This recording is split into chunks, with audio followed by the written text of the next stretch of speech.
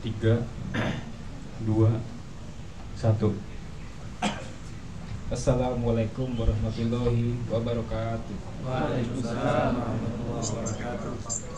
Alhamdulillahirabbil alamin. Wassalatu wassalamu ala asyrofil anbiya wal mursalin nabiyina wa habibina Muhammadin wa ala alihi wa sahbihi ajma'in wa man tabi'ahum bi ihsanin ila yaumiddin, amma ba'du. Kepada yang terhormat Chairman Absolute Group Bapak Haji Sasro SH, kepada yang terhormat Direktur Absolute Service Bapak Brigjen TNI Purnawirawan Insinyur Haji Agus Suliarso, kepada yang terhormat Direktur Absolute Group Ibu Hajah Eka Sri Yulianti, Ibu Asri Insani, dan Bapak Julian Rahmanto, kepada yang terhormat guru kita Habib Abdurrahman bin Ahmad Assegaf, kepada yang terhormat guru kita Ustadz Haji Muhammad Siddiq, dan Bapak Ibu karyawan Absolute Group yang dimuliakan oleh Allah Subhanahu wa Ta'ala. Sebagai umat muslim, marilah kita panjatkan syukur kepada Allah Subhanahu wa Ta'ala yang memberikan limpahan rahmat dan hidayahnya sehingga pada sore hari ini kita diizinkan untuk berkumpul dalam acara tausiah tanpa adanya halangan. Semoga dapat menambah ilmu dan wawasan kita sebagai bekal kehidupan di dunia dan juga di akhirat nanti. Salawat dan salam semoga tercurahkan kepada Nabi Muhammad SAW beserta keluarga, sahabatnya, dan kepada kita semua sebagai umat. Sebelum memulai kita pada acara hari ini, marilah kita buka tausiah ini dengan pembacaan surat Al-Fatihah. Al-Fatihah.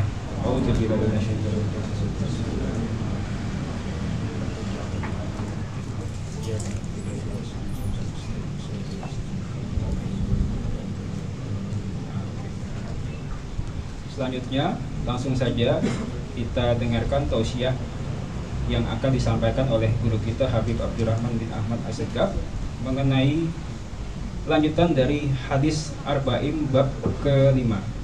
Untuk Habib, tempat dan waktu kita persilakan.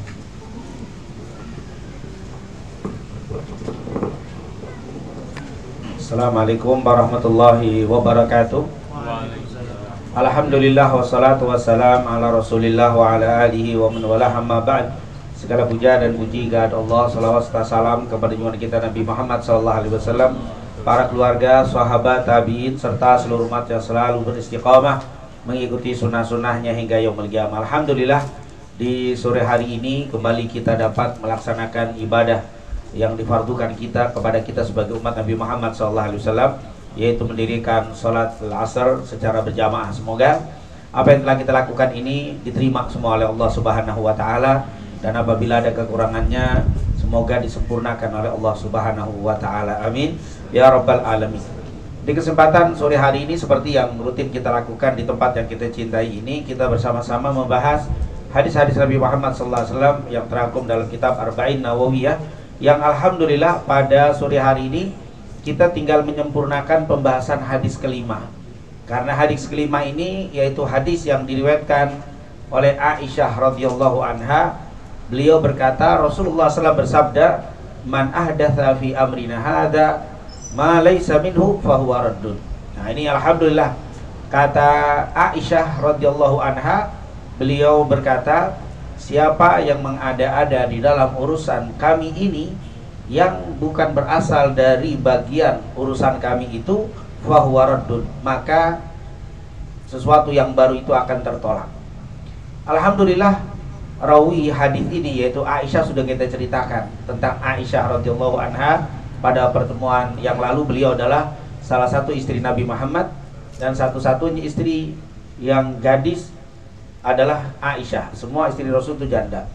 Yang kedua yang sudah kita jelaskan, Aisyah ini termasuk sahabat, termasuk istri yang sudah dapat jaminan surga tentunya. Dan beliau ini termasuk sahabat dari sahabat wanita atau sahabiyah yang terbanyak di dalam meriwayatkan hadis Nabi Muhammad SAW. Jadi perempuan-perempuan sahabiyah, para sahabat perempuan dulu, yang terbanyak meriwayatkan hadis adalah Aisyah radhiyallahu anha. Dan beliau meninggal pada tahun 59 Hijriah. Beliau wafat pada tahun 59 Hijriah. Yang menjadi imam sholat jenazahnya sahabat Nabi yang bernama Abu Hurairah radhiyallahu anhu. Nah, ini tentunya penjelasan tentang Aisyah seperti yang sudah kita jelaskan pada pertemuan sebelumnya. Kemudian apa kata Aisyah di sini? Qala Rasulullah sallallahu alaihi wasallam. Kata beliau, Rasulullah bersabda. Apa sabdanya? Man ahdatsa, siapa yang mengada-adakan. Ahdatsa ini perkara yang baru. Siapa yang membuat perkara yang baru, siapa melakukan sesuatu fi amrina, yaitu yang berkaitan dengan urusan kami. Maksudnya urusan kami ini adalah di dalam agama. Jadi siapa yang mengada-ada di dalam urusan agama, ini ditekankan fi amrina hada, yaitu di dalam urusan agama ini. Apa? Ma laisa minhu, yang sesuatu yang baru itu tidak ada mengambil sedikit pun dari dalil-dalil baik Quran dan hadis Nabi Muhammad SAW. Fahuwa raddun, maka amalan yang baru itu akan ditolak. Fahuwa raddun, maka tertolak itu amalan. Jadi kata Nabi, siapa yang mengadakan perkara baru di dalam urusan agama yang tidak ada dalilnya, minhu itu tidak ada sumber dalil dari agama, fahuwa raddun, maka itu adalah tertolak. Nah, di sini jelas mengatakan bahwa dilarang kita mengada-ada di dalam urusan agama. Karena memang kita ini disebut kaum muttabi wa laisa mubtadi'. Kita ini adalah kaum yang mengikuti orang-orang terdahulu dan bukan yang mengada-ada. Yang belum pernah dilakukan zaman dulu kita lakukan, enggak seperti itu. Itulah urusan agama. Nah, di sini jelas kata para ulama, hadis ini kita dilarang melakukan perbuatan yang disebut bid'ah. Nah, kalimat bid'ah ini sesuatu yang baru. Yang kemarin ada yang bertanya tentang bid'ah. Ini memang hadisnya nih salah satunya. Man amila amalan laisa alaihi amrina fahu fiha alikan sekan.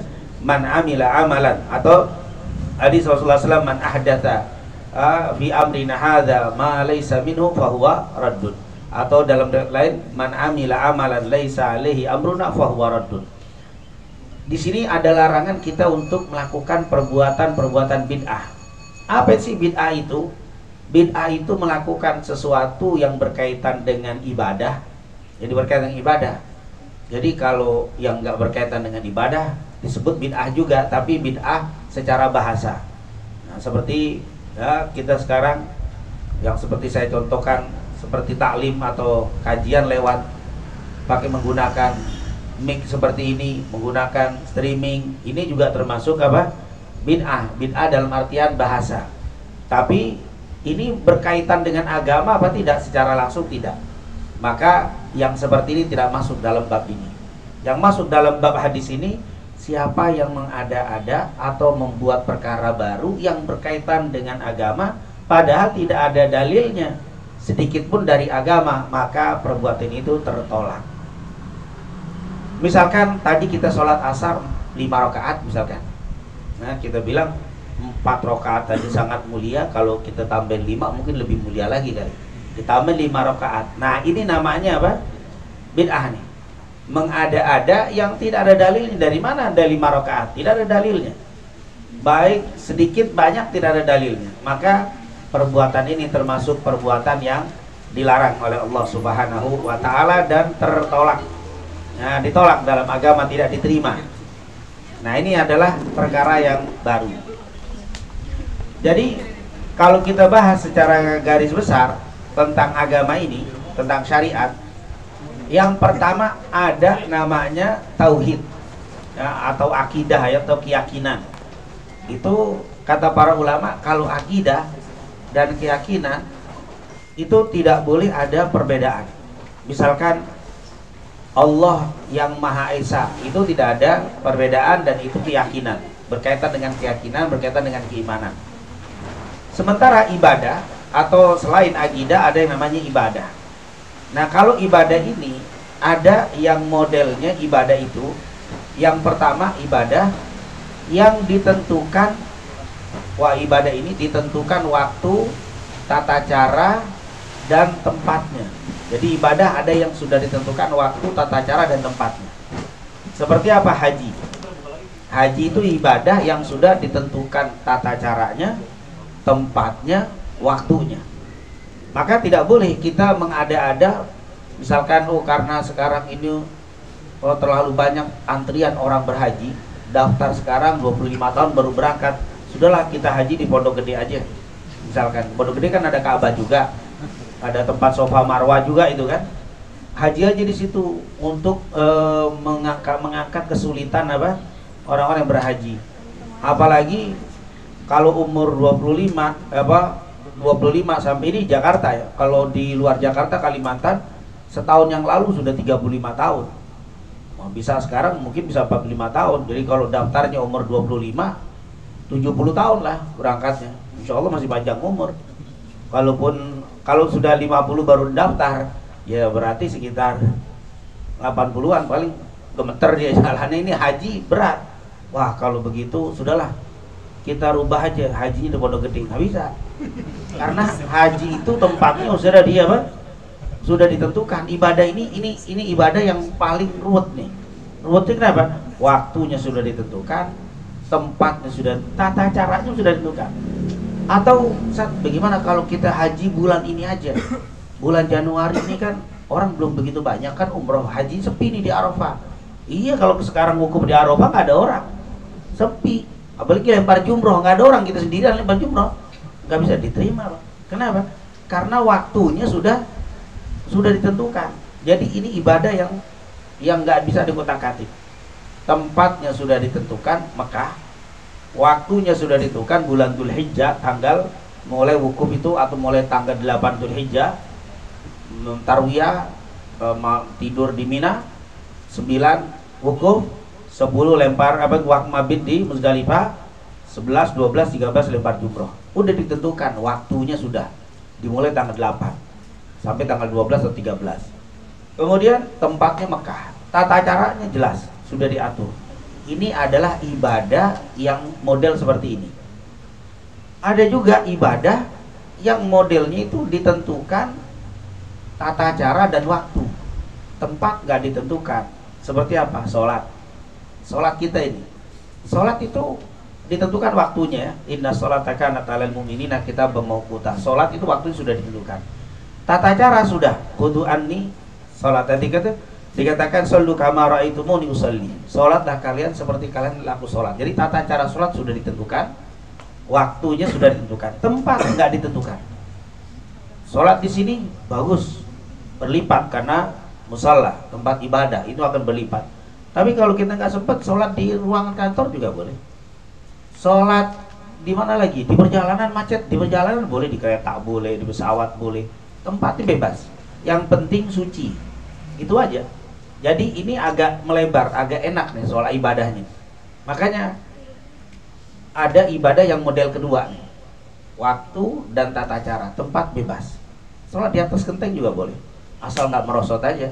Kalau ruku itu sujud merosot biasa, nah, miring begitu.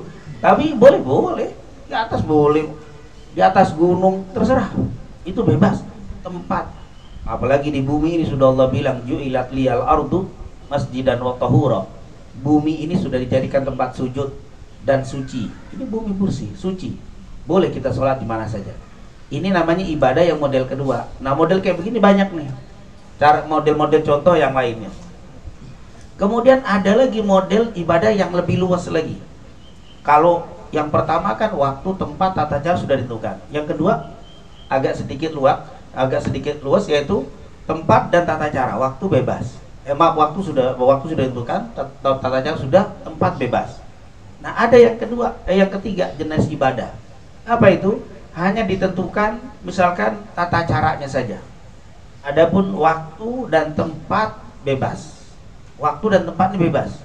Seperti apa? Berzikir, berdoa.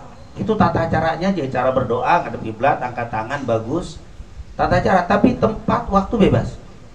Jadi nggak ada waktu tertentu. Mau doa sekarang boleh, nanti setelah bubar taklim boleh, maghrib boleh, isya boleh. Nggak ada waktunya. Lagi di jalanan macet doa, bebas, waktunya bebas. Dan tata caranya sudah ditentukan, waktunya. Jadi ini agak sedikit luas lagi. Yang ditentukan hanya tata caranya saja. Waktu, tempat boleh. Lagi di jalanan berdoa boleh. Bahkan lagi macet boleh. Itu merupakan apa? ibadah yang lebih luas lagi. Makanya kita jangan mempersempit yang sudah mudah. Kadang-kadang kan nanti doa habis sholat, ada dalilnya nggak doa habis sholat? Sebenarnya doa itu adalah jenis ibadah yang bebas waktunya, tempatnya bebas, tata caranya yang penting. Mintanya kepada Allah pakai sholawat dulu dan seterusnya, itu tata cara. Jadi orang itu mau doa kapan saja nggak boleh dilarang. Enggak, Nabi nggak nyontohin nih. Nggak nyontohin apa? Doa habis sholat nggak nyontohin. Kata siapa? Kan ibadah ini ada yang apa? Waktunya ditentukan, tempat ditentukan. Kalau ini nggak termasuk. Waktunya bebas, tata caranya bebas. Tata caranya sudah ditentukan, hanya waktu dan tempat bebas. Mau doa di sini boleh, sekarang boleh, habis sholat boleh. Berarti kalau kita ngeliat ada orang habis sholat dia berdoa, biarin, nggak boleh wah ini pakai dalil ini, man ahdatsa fi amrina hadza ma laisa minhu fa huwa raddun. Nggak bisa. Bukan itu yang dimaksud itu. Yang dimaksud hadis itu bukan itu. Jadi ada ibadah yang nggak boleh itu yang dibuat-buat. Nah, kalau ibadah model begini sama seperti sedekah. Sedekah itu malah lebih luas lagi. Waktunya bebas, tata caranya bebas. Yang penting yang disedekahin manfaat, itu aja. Apa saja? Waktunya bebas. Sedekah kapan saja boleh. Nggak seperti haji, nggak seperti sholat, waktu sudah ditentukan.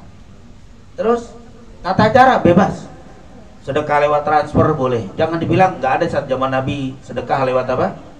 Transfer. Ini bid'ah. Terus jadi harus sedekah tuh zaman Nabi ngasih begini. Nggak ada yang lewat apa? Transfer, apalagi pakai SMS banking lagi. Tambah lagi bid'ahnya. Ini nggak ada zaman Nabi. Nah, ini sebenarnya hal-hal seperti ini kita harus tahu. Ada ibadah yang dibatasin, tata cara, waktu, tempat. Ada yang bebas. Sedekahnya, bendanya bebas. Sekarang kalau ada orang sedekah handphone, nggak ada zaman Nabi sedekah handphone. Terus man ahdatsa fi amrina hadza ma laysa minhu fa huwa raddun. Berarti nggak ada pahalanya. Kenapa? Karena nggak ada di zaman Nabi sedekah di pakai handphone. Sedekah handphone nggak ada. Ini kan segala, kalau sedekah itu kan segala sesuatu yang manfaat. Boleh. Kecuali potek daun sedikit sedekahin, itu nggak manfaat. Itu sedekah pohon, ngapain nggak ada manfaat. Tapi kalau pohonnya manfaat itu sedekahin. Pokoknya yang tidak mengandung manfaat itu baru nggak ada. Itu dihitung bukan sedekah. Tapi kalau yang bermanfaat, apapun yang bermanfaat, bahkan senyum aja dihitung sedekah karena manfaat. Ketika kita ketemu sama saudara kita, apa? Terus senyum. Kan tabassum fi wajhi akhika shadaqah. Senyummu saat bertemu dengan saudaramu adalah sedekah. Kenapa? Karena bermanfaat. Berapa banyak orang yang ruwet ketemu teman senyum hilang ruwet. Berapa banyak orang lagi senang melihat temannya cemberut jadi pegel. Itu kan jadi marah gitu. Tadinya saya senang masuk kantor nggak ada masalah, ketemu dia cemberut. Ada masalah, ini urusannya jadi apa? Itu jadi sesuatu yang menimbulkan manfaat. Berapa banyak masalah kita terangkat ketika ketemu dengan teman, dengan saudara, teman satu kantor ketemu senyum, itu hilang masalah kita. Nah, ini ternyata ada yang model ibadah waktu, tempat, tata cara ditentukan, nggak boleh ditambah-tambah. Ada ibadah yang ditentukan hanya tata cara dan waktu, tidak boleh dirubah. Adapun tempat bebas. Ada ibadah yang tata caranya bebas, waktunya bebas, bahkan apa yang dilakukan di dalam ibadah itu bebas, yang penting manfaat, seperti sedekah. Ini adalah merupakan ibadah yang walaupun kelihatannya baru tapi tidak bisa dikatakan. Jadi jangan memahami hadis ini siapa yang melakukan ibadah yang baru, yang belum ada contoh atau yang tidak ada dasarnya dari agama, tertolak. Akhirnya nanti banyak ibadah yang tertolak gara-gara nggak ada zaman dulu, ada zaman sekarang. Padahal bukan nggak ada. Tapi di situ ada bagian-bagian yang harus kita pahami. Nah, itulah apa pembahasan dan pembagian ibadah ya. Jadi ibadah apa ada yang terikat dengan ketat, yaitu tadi waktu, tata cara dan tempat sudah ditentukan dan tidak boleh ditambah bid'ah. Kemudian ada ibadah yang waktu dan tempatnya saja ditentukan, tata cara tidak. Ini ada yang tata cara saja, waktu dan tempat bebas, dan seterusnya. Itu ternyata menunjukkan bahwa Islam ini luas dan tidak setiap yang baru itu kita katakan masuk ke dalam bab apa? Bid'ah. Kemudian kalau melakukan yang sudah ditentukan dilanggar, maka fahuwa raddun. Artinya dia itu tertolak. Jadi bukan sesat tapi tertolak. Misalkan ada jamaah kita nih sholat habis ini nih, habis apa namanya? Habis sholat asar selesai, sholat sunnah lagi, sholat sunnah ba'diyah. Ini kan ada dalilnya? Nggak ada nih, nggak ada nih. Ini karena sudah ditentukan itu, nggak bisa. Tempat apa, waktu dan tata cara nggak ada ini. Ini sudah melanggar nih, namanya bid'ah nih. Sholat badal asar. Terus apakah dia sesat? Nggak sesat, cuman nggak diterima, tertolak, nggak ada pahalanya. Mau ngapain baca apa? Capek-capek, nggak ada pahala sama sekali. Kenapa? Fahuwa raddun, maka tertolak ibadahnya. Jadi jangan dibilang bid'ah, arti bid'ah itu sesat, jangan. Sholat ba'diyah asar bid'ah, masuk neraka. Masa neraka gara-gara apa? Gara-gara sholat ba'diyah? Enggak. Kamu sholat percuma, nggak diterima. Kenapa? Karena man ahdatsa fi amrina hadza ma laisa minhu fahuwa raddun. Itu dalilnya. Jadi orang yang melakukan ibadah yang di luar dari contoh ini maka tertolak. Berbeda nanti berkaitan dengan akidah, nanti menjadi bid'ah. Akidah itu bid'ah. Kalau akidah itu nanti konsekuensinya jadi sesat masuk neraka. Tapi kalau ibadah tidak, tetapi yang ada adalah tertolak. Ibadah itu artinya tertolak. Banyak ya contoh-contoh orang yang ibadah baru dan itu tidak membawa sesat tetapi tertolak ibadahnya karena melanggar dari ketentuan Allah Subhanahu wa taala. Salat jam segini, salat duha. Ini udah melanggar nih, salat duha jam 4:30, dalil dari mana? Terus bagaimana? Percuma, Anda salat gak diterima. Atau nanti malam bangun tidur jam 12, sholli sunnah duha rakaatain lillahi ta'ala. Ngikut. Terus dosa nggak dia? Nggak dosa, cuman nggak dapat pahala. Sholat duha atau nanti belum sampai kantor jam 9 sholat tahajud. Ini dia dosa nggak dosa, cuman dia nggak dapat pahala. Nah ini bahasa Nabi itu raddun, tertolak. Kalau kita kan kadang-kadang kayak begini bid'ah, terus masuk neraka kamu. Masa sholat tahajud jam 9 masuk neraka? Enggak masuk neraka, tapi nggak ada pahalanya. Itu namanya raddun. Jadi kata-kata untuk fikih kita biasakan konsep bid'ah itu kita buang dalam bab fikih. Bab fikih ini, bab ibadah-ibadah ini kita gunakan tertolak. Tertolak itu artinya nggak ada pahala, nggak dosa dan nggak sesat, tapi nggak ada pahala. Tapi kalau konsep akidah namanya bid'ah. Bid'ah itu artinya sesat. Meyakini bahwa ada orang yang mengetahui datangnya hari kiamat. Itu tauhid itu. Itu orang bid'ah nih. Kalau keyakinan itu diteruskan itu bid'ah, bisa sesat masuk neraka. Itu pantas. Tapi kalau bab-bab ibadah tidak. Nah inilah tentunya yang dijelaskan oleh para ulama di hadis yang kelima ini ya. Hadis Aisyah. Dan Aisyahnya sudah kita jelaskan dan insya Allah kita sudah bisa memahami penjelasan hadis yang sangat singkat ini. Mungkin kalau ada yang bertanya silakan.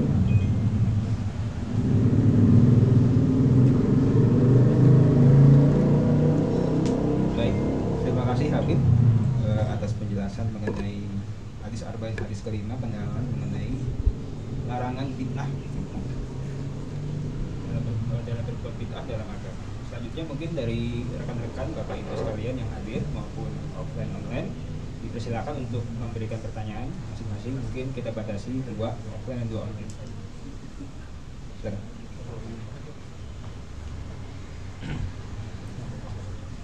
Assalamualaikum warahmatullahi wabarakatuh. Waalaikumsalam warahmatullahi wabarakatuh. Baik, terima kasih. Mohon izin, kami mau bertanya. Seperti kita ketahui bahwa sedekah itu ibadah. Nah, tadi berkaitan dengan bid'ah yang dilarang, yang dibolehkan. Nah, ada sedekah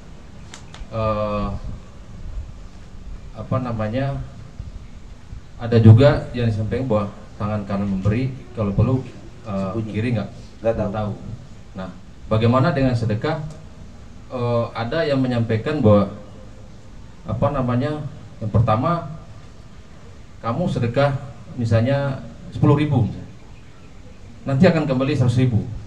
Nah itu dibunyikan, sehingga kan orang berpikirnya bukan sedekah lagi, udah mengharap yang lebih gitu. Yang pertama. Yang kedua, sedekahnya ditodong gitu. Nah ente punya berapa nih? Oh punya duit sekian di dompet atau emas kalung, gue diserahin. Nah itu nanti akan kembalinya lebih gitu, segala macam. Nah itu apakah termasuk bid'ah yang dilarang atau dibolehkan? Karena kan di zaman Nabi sudah nggak ada juga. Itu kira-kira Nabi. Terima kasih. Assalamualaikum warahmatullahi wabarakatuh. Waalaikumsalam warahmatullahi wabarakatuh. Yang kedua.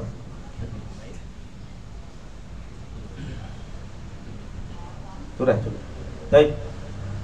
Iya, memang berkaitan dengan sedekah. Allah sudah janji. Alladzina yunfikuna amwalahum fi sabilillah kamathali habbatin ambatat sab'a sanabil fi kulli sumbulatin mi'atu habba, dan seterusnya. Bahwa orang-orang yang bersedekah di jalan Allah itu akan berkembang dan dilipat gandakan menjadi 700 kali lipat. Tadi kita sedekah 1 juta, itu bakal dapat 700 juta. Kemudian di hadis yang lain juga Rasulullah SAW dikatakan mana qasad malun, tidak akan berkurang harta itu jika disedekahkan. Sedekah itu tidak bikin miskin, sedekah itu pasti akan ditambah. Berarti memang ada ayat-ayat yang menjanjikan akan berlipat-lipat itu pahala dari sedekah kita. Tapi yang jadi masalah, apakah itu kita tunggu di dunia? Nah ini kata para ulama, itu adalah di akhirat. Di dunia enggak. Di dunia boleh jadi dikasih, tapi enggak mungkin 700 kali lipat. Itu kenapa? Karena yang dijanjikan Allah itu adalah nanti di akhirat. Kalau saya sedekah katanya gak bakal miskin, dia dapat, iya boleh dapat, tapi jangan ditunggu, jangan dihitung. Saya sedekah 1 juta, wah berarti bentar lagi dapat 700 juta nih. Itu ngitung-ngitung begitu disuruh siapa? Itu nanti di yaumil qiyamah Allah akan hitung. Tapi di dunia jangan jangan sedekah seperti itu. Itu sebenarnya hal yang nanti menyebabkan orang tadi hilang ikhlasnya. Dia sedekah ingin mendapatkan yang lebih besar, dan kalau tidak dapat nanti akan ada penyesalan. Katanya ada ini motor udah disedekahin lagi, pulang jalan kaki melulu, kapan datang motor jadi ganti mobil nih, nggak ada datang. Akhirnya dia gerendam dan tidak ikhlas. Kenapa? Karena menunggu. Oleh karena itu diajarkan oleh Rasul bahwa semua janji-janji yang Allah janjikan itu sebagian besar adalah di akhirat. Yang kecil itu bukan pahala aslinya, cuman mungkin kalau bahasa kita untuk apa? Sedikit aja itu, bayangan sedikit. Loh, coba dibayangkan. Rakaatil fajr khairum minad dunya wa ma fiha. Kata Rasulullah dari riwayat Aisyah, hadis sahih, tentunya sudah sangat terkenal. 2 rakaat sebelum sholat subuh lebih baik daripada dunia dan isinya. Bayangin kalau sholat subuh 2 rakaat gobliyah dikasih pahalanya sama kita bagaimana? Lebih baik daripada dunia dan isinya, belum subuhnya, baru 2 rakaat sebelum subuh. Tapi emang nggak dikasih sekarang, nanti. Kalau dikasih sekarang, waduh, antum habis sholat gobliyah subuh, ada orang ngasih mobil apa nih yang harganya 3 miliar masih belum imbang, kan lebih baik dari dunia dan isinya. Kok cuma 3 miliar dapatnya? Wah, nuntut terus urusannya. Gobliyah subuh kan? Enggak, maksudnya pahalanya itu nanti di akhirat lebih baik daripada dunia dan isinya. Jadi kata para ulama terlalu kecil kalau amalan baik kita ini dikasih di dunia, terlalu kecil. Makanya maaf, kalau orang yang berharap di dunia itu terlalu kecil. Bahkan rugi kalau orang tahu saya sedekah 1 juta terus dapat 700 juta, rugi. Kalau dia tahu hakikatnya rugi, mestinya itu pahala engkau butuhkan nanti di akhirat. Jadi pendidikan cara seperti itu ini nanti akhirnya pendidikan yang mengajarkan kepada kita ngitung-hitungan, ditunggu. Memang ada kejadian seperti itu, ada seperti cerita Rabi'atul Adawiyah. Rabi'atul Adawiyah pernah lagi duduk dengan keluarganya atau tamunya, tiba-tiba datang ketok pintu. Assalamualaikum. Waalaikumsalam. Pas dibuka ada orang nganterin roti 1. Ini katanya untuk Anda, Rabi'ah. Rabi'ah ini perempuan, tapi orangnya terkenal wali, ini perempuan nih. Enggak, ini bukan punya saya, mungkin punya tetangga, bukan punya saya, ini 1 roti bukan. Ini enggak, ini dikirim untuk Anda. Enggak, ini bukan punya, salah alamat, cari yang lain, bukan untuk saya. Akhirnya balik tuh. Nggak lama datang orang bawa tamu, datang bawa 7 roti. Assalamualaikum, waalaikumsalam. Ini kata, ini benar untuk saya. Diambil roti tadi, yang tadi 1 ditolak. Tamu yang datang sini bingung, kenapa ya Rabi'ah? 1 roti datang dikirim sama kamu tolak, 7 datang. Tadi pagi saya sedekah 1 roti. Jadi kalau datang 1 roti nggak mungkin, mesti saya dapat 7 roti. Nah yang kedua 7 roti ini baru punya saya, ini bener nih, karena saya tadi sedekah 1. Tapi yang model begini jangan diikutin. Ini apa? Ini jangan kita, itu tingkatan apa? Yakinnya beda. Kalau kita nggak usah. Nah kita ini maaf tingkatannya belum dipaksain untuk berbuat seperti itu, akhirnya bingung kita. Maka di sini ini perbuatan yang tidak dicontohkan Nabi Muhammad SAW. Terus yang kedua dipaksa, datang main tembak aja. Nah ada handphone nih, ayo sedekahin handphone. Nah orang anak pakai. Yakin nggak sama rizki Allah? Yakin nggak sama janji Allah? Siapa nggak yakin sama janji Allah? Yakin, bismillah, yakin dapat gantinya. Jadi pulang puyeng deh. Allah, istri nelpon nggak ada yang tahu, suami di nelpon istri nggak jelas, bingung. Saya sedekah nggak begitu. Jadi jangan apa? Jangan ditodong, jangan dipaksa. Rasulullah nggak pernah melakukan itu. Bahkan ada di zaman Rasul, datang ke Rasulullah waktu itu di Haji Wada, dia lagi sakit parah. Ya Rasulullah, saya ini sahabat, saya ini punya harta banyak dan anak saya cuma 1 putri. Saya punya anak putri 1. Insya Allah sudah dewasa, sebentar lagi nikah, dia sudah ada suaminya akan aman. Terus saya punya harta banyak, saya pengen sedekahin semua di jalan Allah. Semua harta saya sedekahin di jalan Allah, wakaf untuk jalan Allah. Kata Nabi,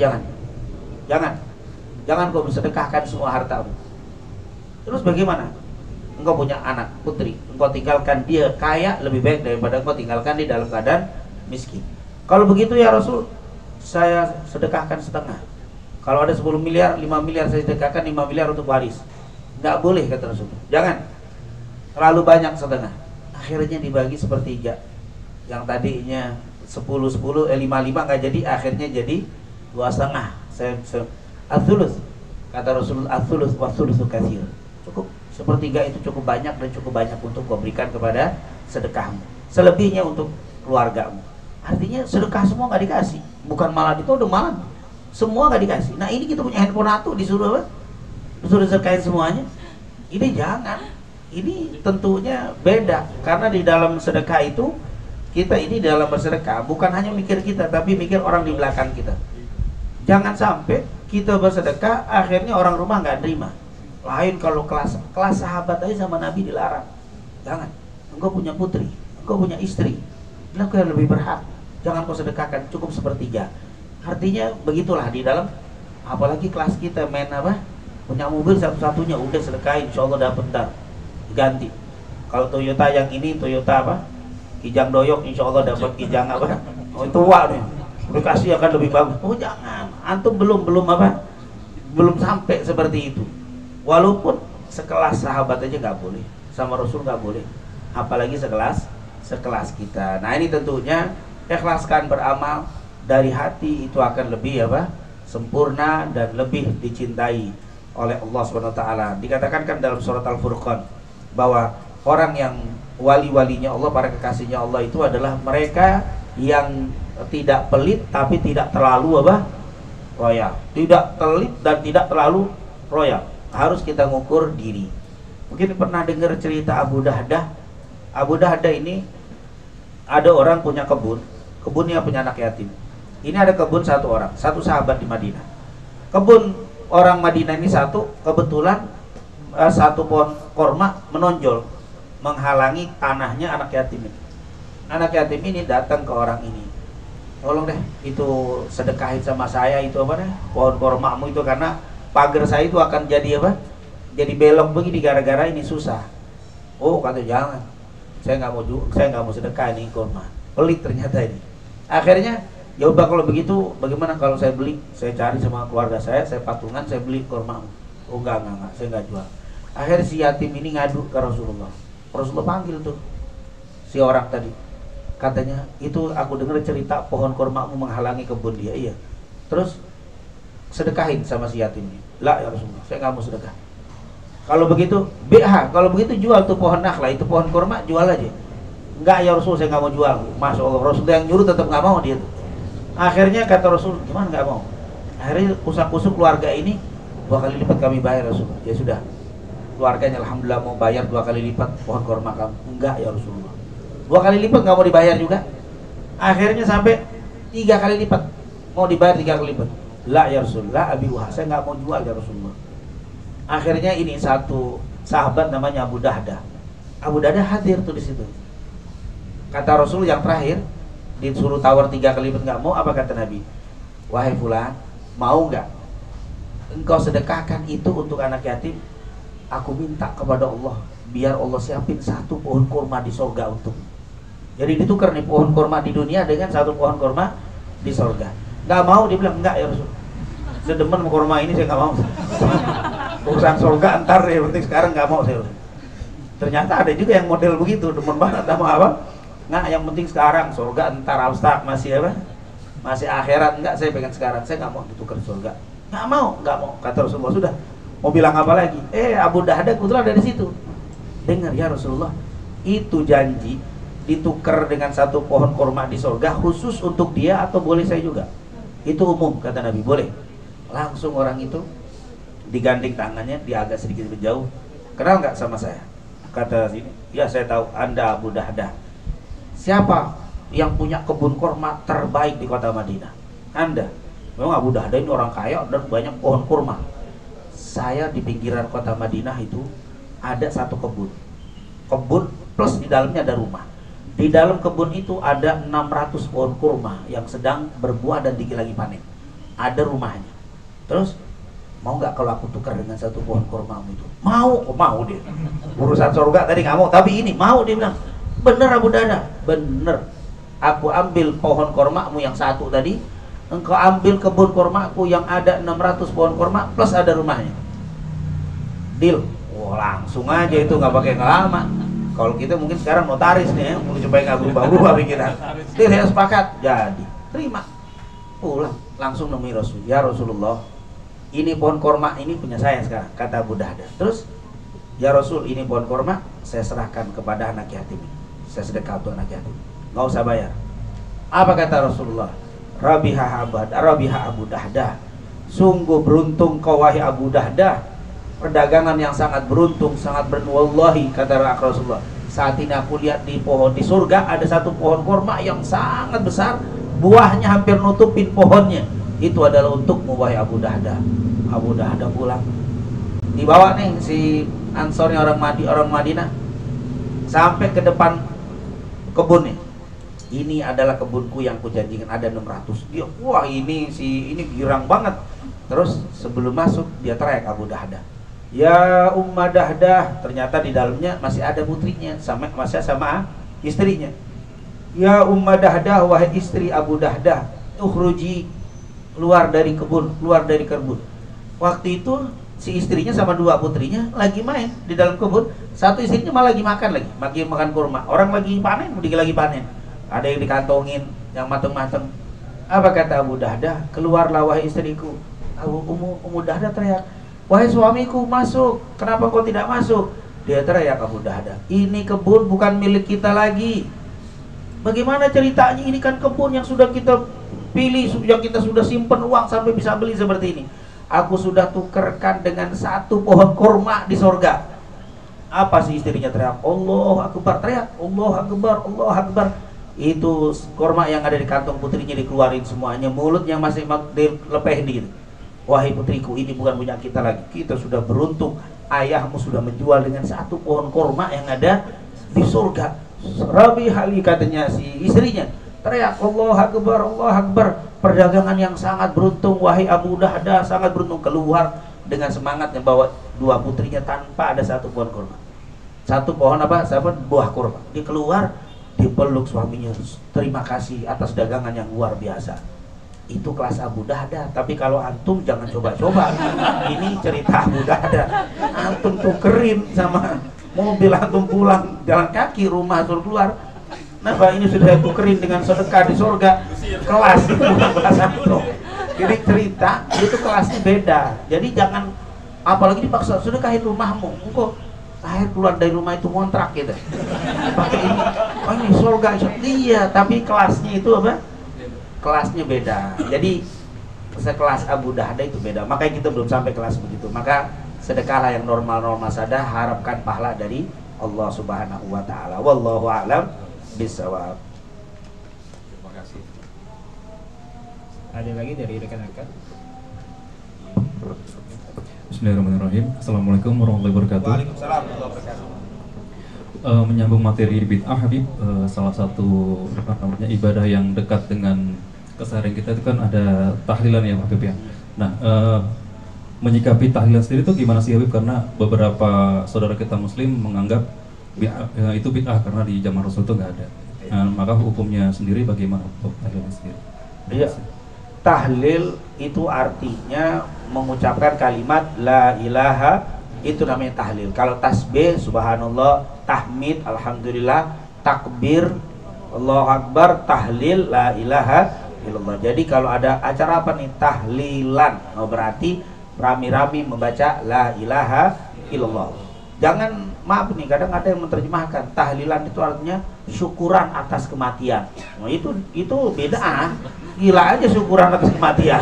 Itu definisi dari mana itu? Definisi yang tidak mutahlil.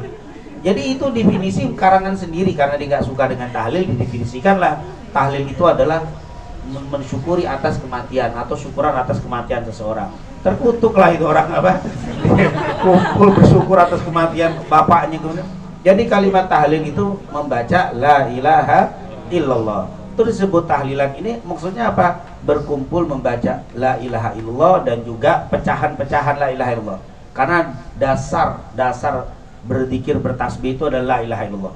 Karena dengan ada kalimat la ilaha illallah akhirnya kita bisa mengucapkan subhanallah, alhamdulillah, Allahu akbar gara-gara la ilaha illallah. Maka dengan kalimat tahlilan berarti kumpul dalam rangka membaca zikir, tasbih, tahmid, tahlil, dan pahalanya dikirim kepada orang yang sudah meninggal. Itu namanya definisi tahlil. Kalau definisi tahlil begitu, dari mana kita bid'ahkan? Dari mana kita bid'ahkan? Bid'ah membaca tasbih, tahmid ini kan nggak mungkin. Akhirnya kalau definisi begitu nggak bisa ditahlil, nggak bisa dibid'ahkan. Akhirnya dua yang dikatakan bid'ah. Yang pertama tadi bro, berarti nggak tahlil nih kalau definisi begini. Tapi kalau definisi tahlilan syukuran atas kematian bid'ah. Tapi kalau tahlilan membaca zikir, tasbih, tahmid dikirim untuk apa? Orang yang meninggal tidak bid'ah. Tapi akhirnya diambil. Saat bid'ahnya itu tuh bukan baca zikir, bukan baca tasbih, tahmid, tapi apa? Mengadakan makan-makan. Padahal yang meninggal keluarganya susah. Akhirnya buat, nah ini berarti ini bukan bagian dari tahlil. Jadi kalau mau bid'ahkan jangan tahlilnya, tapi itunya. Karena itu bukan bagian dari tahlil. Seandainya ada orang banyak sekarang orang miskin yang meninggal itu nggak pakai makan, nggak pakai minum. Bahkan yang datang tuh bawa apa?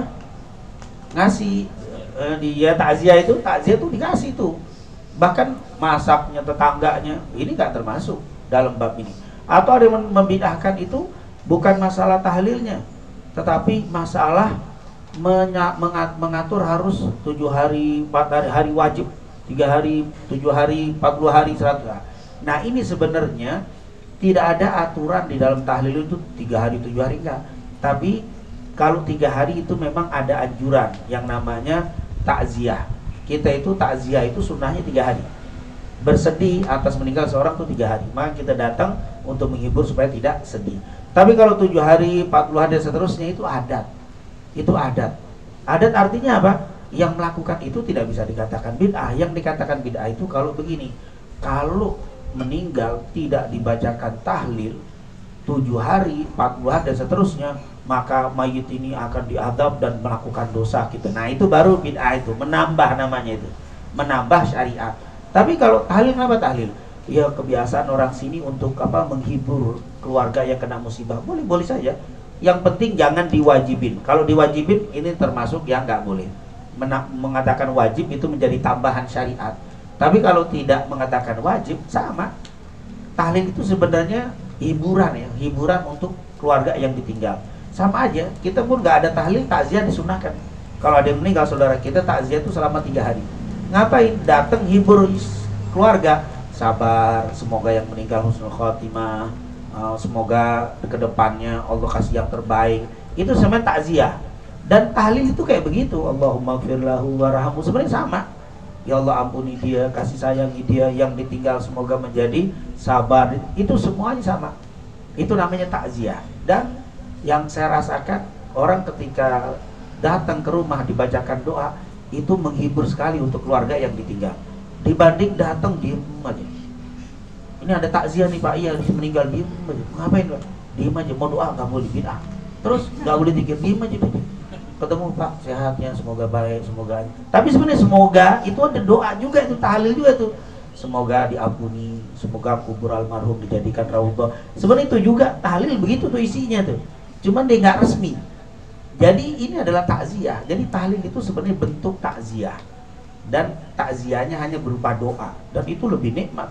Jujur, kalau ada keluarga kita meninggal terus orang datang mendoakan, itu lebih senang kita daripada duduk diem aja ngopi, ada yang mencatur. Apa yang takziah? Kalau orang daerah itu ada yang bilang apa? Melekan apa namanya itu? Itu ditungguin rumah orang yang baru meninggal tuh bergadang di depan, ada yang mengkerambola, nungguin sampai pagi, nungguin 3 hari. Itu tradisi dulu, sama ulama diganti, daripada melek nganggur-nganggur begini disuruh apa? Zikir, tasbih, tahmid. Jadi ini tentunya, jadi tahlil itu ada unsur ibadah, unsur agama, ada unsur tradisi.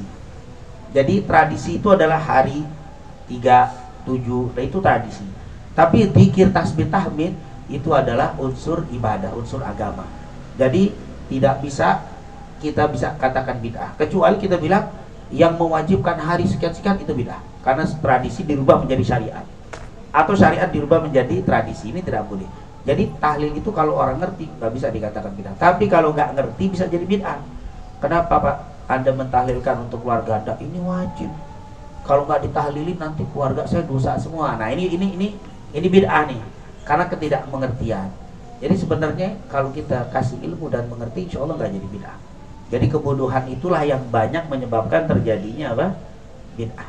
Wallahu. Dan insya Allah lewat taklim seperti ini mengangkat itu kebodohan dan menjadikan yang bid'ah menjadi tidak bid'ah, insya Allah. Wallahu a'lam bishawab. Terima kasih. Dari yang online apakah ada?